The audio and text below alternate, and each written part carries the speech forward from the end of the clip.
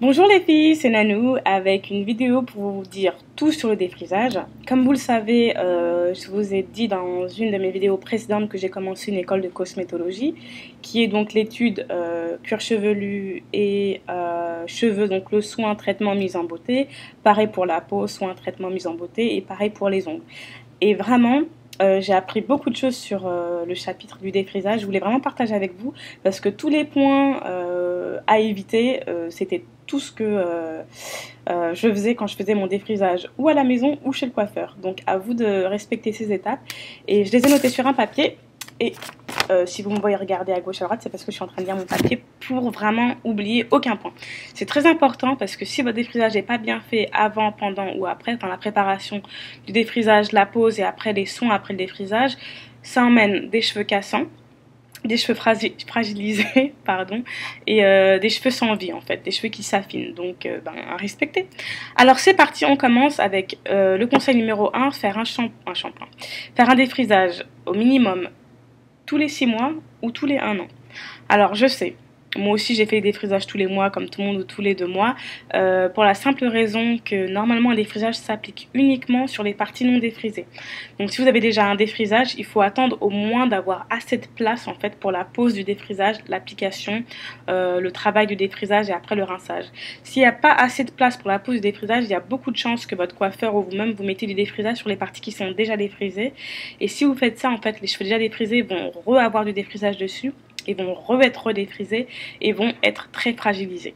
Donc à éviter.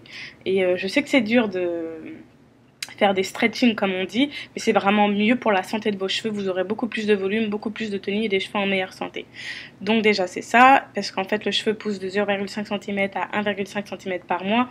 Si vous attendez un mois, il y a 0,5 cm à défriser, soit ça, il y a peu de chances que vous arrivez à ne pas appliquer du défrisage sur les parties déjà défrisées. Alors si vous attendez par exemple 6 mois, 4-6 mois on va dire, et vous avez environ 2 à 3 cm, bon vous allez au moins travailler sur ça, vous avez entre guillemets moins de chances de toucher les parties déjà défrisées.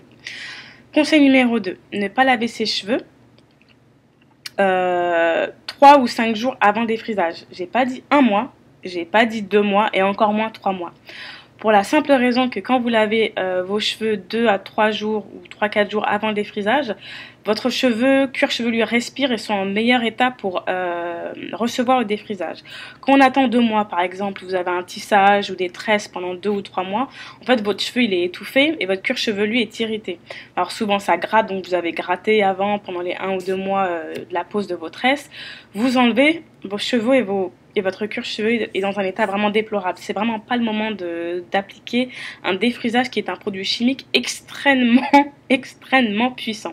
Donc sur l'étape cours de chimie, hein, pendant qu'on y est, de 0 à 14 sur l'échelle du pH, 7 étant donc pH neutre, le cheveu en fait dans la partie acide est compris entre 4,5 et 5,5. Donc quand on passe au défrisage, qui est compris en général de l'autre côté entre 10 et voire 14, en fait le cheveu est pas du tout dans son état relax, il est vraiment dans un état qui n'est pas très favorable. Donc en fait, il faut vraiment que le cheveu soit bien en bon état avant d'appliquer un défrisage, un produit chimique qui soit aussi fort. Pareil pour les colorations ou toute action chimique, bien entendu. Donc, comme je disais, c'est un produit très fort, ça amène au point numéro 3 qui est la protection du cuir chevelu.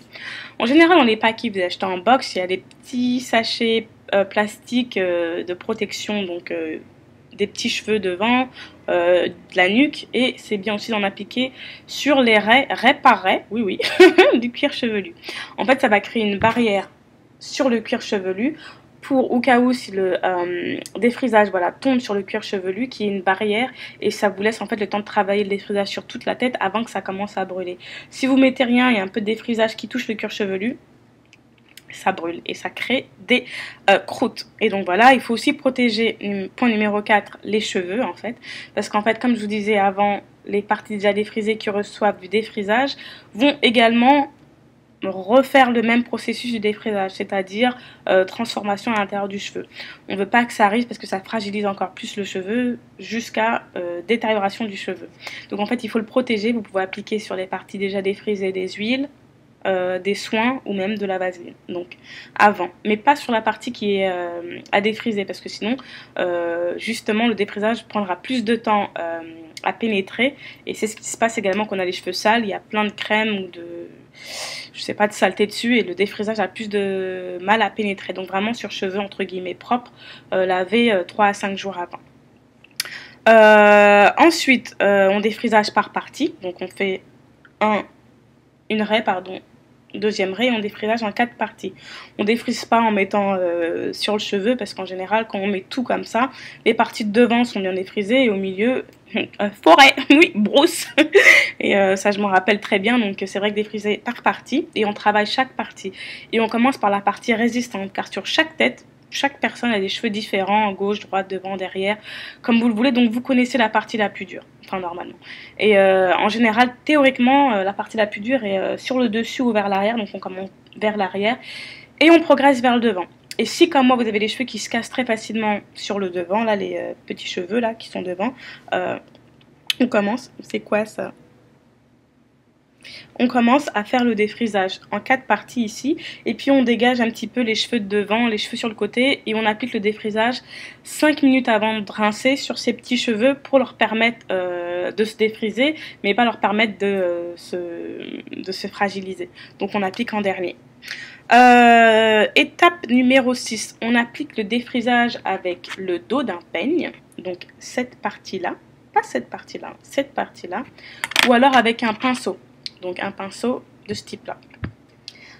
Tout simplement parce que le cuir chevelu est irrité, donc va être irrité par le défrisage, donc on ne veut pas de choses comme ça là, pointues, ou les dents du peigne et puis on gratte, on applique, etc. Non, avec cette partie, donc on prend le défrisage du pot avec cette partie et on applique avec ceci. Pareil pour la brosse. J'ai une vidéo sur ma page Facebook. Personnel et non personnel, donc Nanoussa sous la page et ma page perso pour celles qui y sont, où j'ai montré, où j'ai posté une vidéo d'une application correcte d'un défrisage. Donc on commence environ 0,5 cm à 1 cm à l'écart du cuir chevelu parce que la chaleur active le défrisage. Donc plus on se rapproche du cuir chevelu, plus il fait chaud et plus le défrisage agit plus rapidement. Donc pour éviter que ça brûle tout de suite, on l'applique un petit peu moins. Donc ça revient au point numéro 1. Il faut avoir assez de repousse pour avoir la possibilité d'appliquer le défrisage un peu plus loin que le cuir chevelu. Et ensuite on revient à deuxième étage. Donc on applique réparé 0,5 cm à 1 cm à l'écart du cuir chevelu. Donc réparé. Et ensuite on revient après qu'on a fait toute la tête et que toute la tête a reçu du défrisage pour étirer le défrisage vers le cuir chevelu. Donc on remonte le défrisage vers le cuir chevelu et c'est ce qui laisse entre guillemets la possibilité de ne pas avoir de brûlure et de supporter plus longtemps le défrisage. Mais dans tous les cas, 30 minutes pose du défrisage de la pose au rinçage. C'est pas je le pose pendant 15 minutes et ensuite je le rince 30 minutes après. Non, en fait la pose, quand ils disent la pose du défrisage, c'est du début de la pose du défrisage à la fin au rinçage. Et donc, si vous n'avez pas trop bien compris mon explication, je vous invite à aller sur ma page Nanoussa sous la page pour voir la vidéo, pour voir vraiment en détail. Donc, en 3 étapes.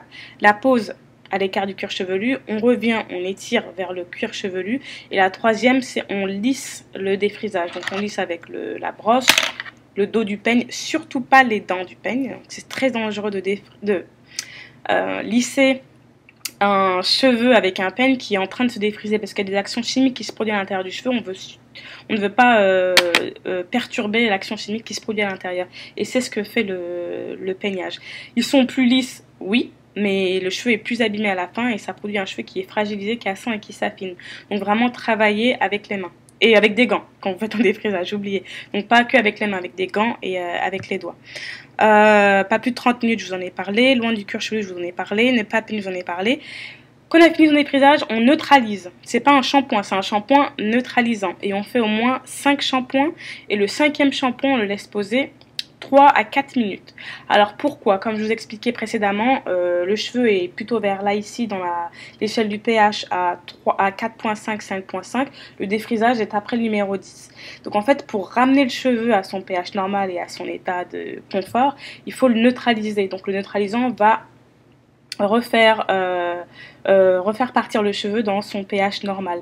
Donc si on ne fait pas l'étape du neutralisant ou qu'on prend un shampoing normal, le cheveu reste à ce niveau-là dans les basiques alcalines et c'est pas bon pour le cheveu. Donc ça crée les états que je vous ai dit précédemment. Donc c'est très important de faire des shampoings neutralisants, au moins 4 à 5 shampoings neutralisants. Et ensuite de laisser poser le shampoing neutralisant entre 2 et 5 minutes pour vraiment finir. Parce que si on ne le fait pas, le cheveu continue à se défriser à l'intérieur et c'est pas bon. Si vous n'avez pas assez de shampoing neutralisant, vous pouvez également utiliser des rinçages à l'eau citronnée ou à l'eau vinaigrée.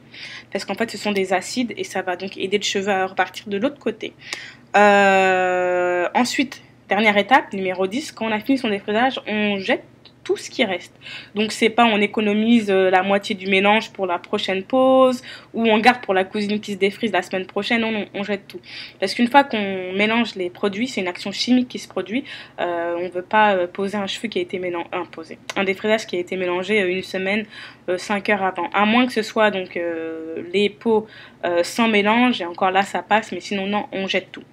Après, donc c'est fini pour les conseils tout sur le défrisage. Il y a 3 bonus ou extras à respecter en fait ou à ne pas faire quand on fait des défrisages. D'une, c'est ne pas faire de couleurs permanentes parce que les couleurs permanentes, les molécules chimiques à l'intérieur ne sont pas compatibles avec les défrisages. Donc ça peut entraîner la casse, voire la détérioration du cheveu. Donc quand vous allez rincer votre cheveu, en fait votre cheveu va partir avec le rinçage et défrisage. Donc pas de couleurs permanentes. Si vous souhaitez faire des couleurs semi-permanente ou rinçage, donc les cheveux qui partent en fait, les couleurs qui partent au rinçage ou au shampoing. Ensuite, quand on fait un shampoing sur cheveux totalement naturels qui a jamais reçu du défrisage, on fait le défrisage uniquement des racines à environ 2 à 3 cm de la fin. Pourquoi? Parce que cette partie-là est très ancienne et elle aura plus de mal à supporter le défrisage. Donc on applique le défrisage 3-4 minutes avant la fin du défrisage. On étire le défrisage sur la fin et après on rince. On met pas du début jusqu'à la fin parce que cette partie-là est plus résistante que la partie finale. Et dernier bonus, le henné, couleur henné n'est pas compatible ou les sons hennés ne sont pas compatibles avec le défrisage. Donc quand on le fait après le défrisage, voire 10-15 jours après, parce qu'en fait le défrisage, le henné est comme un soin et donc va rentrer dans le cheveu et ensuite il n'y aura pas vraiment la place pour le défrisage de fonctionner correctement. Donc le défrisage va prendre moins vite ou moins bien. Donc si vous voulez faire du henné, faites-le après votre défrisage. Et pour terminer, quand on fait un défrisage, on n'applique pas de chaleur après. Alors moi, quand je faisais mon défrisage à la fin, dans mon salon de coiffure, ils mettaient au four les plaques à lisser, ensuite à tester comme ça si ça faisait un peu de fumée, si c'était assez chaud ou pas, et ensuite elle mettait sur le cheveu. Et à toute la fumée, en fait, le cheveu il crame. Hein. Donc c'est pas bon. Après un défrisage, le cheveu il est très fragilisé. Il faut faire un roller set ou une pose de rouleau ou sécher au sèche-cheveux température moyenne. Donc vraiment c'est très important parce que ça peut fragiliser le cheveu qui est déjà dans un état fragile en fait. Je crois que c'est tout. J'espère n'avoir rien oublié. Comme je vous ai dit, n'hésitez pas à poser vos questions dans la boîte à commentaires en dessous. J'essaierai d'y répondre et si je peux pas y répondre, j'ai l'occasion maintenant de demander les questions à la formatrice qui pourra donc me donner des réponses un peu plus poussées et détaillées sur vos problèmes. N'hésitez pas, il n'y a pas de souci. Et c'est tout. Donc je vous remercie de m'avoir suivi et je vous dis à bientôt pour de prochaines vidéos. Je ne manquerai pas de partager tous les détails et tous les cours croustillants de ma formation en cosmétologie. Je vous dis à bientôt. Au revoir.